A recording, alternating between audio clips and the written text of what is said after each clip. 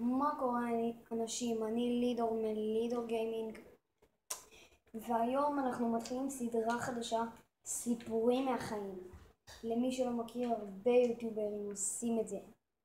אוקיי, אז הסיפור שאני הולך לספר לכם זה משהו שקרה לי.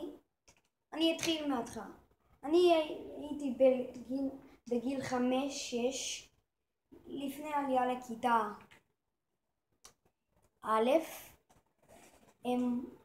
הייתי בחוג ג'ודו כמה שנים, לא זוכר. אז למי שלא מכיר ומי שהיה בזה, יש תחרויות, דברים כאלה.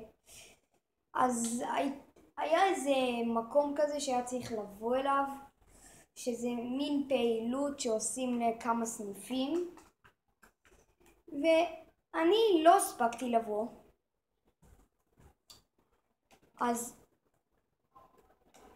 והיה לי מאמנת קשוחה. אוקיי, אז אני ואבא שלי איחרנו,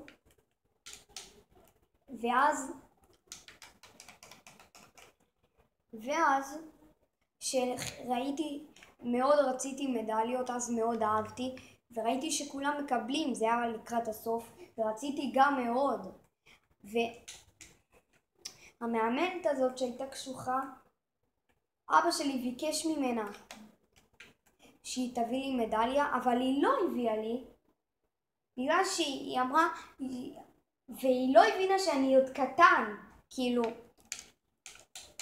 אני עוד קטן להיות, נגיד, היא אמרה לי, אבא שלי סיפר לי, לא באת למקום, לא באת לכנס הזה של כמה, אז אתה לא מקבל מדליה כזאת קשוחה, נו, תני לבן שלי, הוא אמר כזה, הייתי בגיל 5-6, נו מה זה? אוקיי, אז, ואז משם, אם אני לא טועה, היא בסוף לא הביאה לי, ומשם פרשתי בגלל זה בג'ודו. עדיין הייתי ילד קטן, אז זה לא כזה קריטי.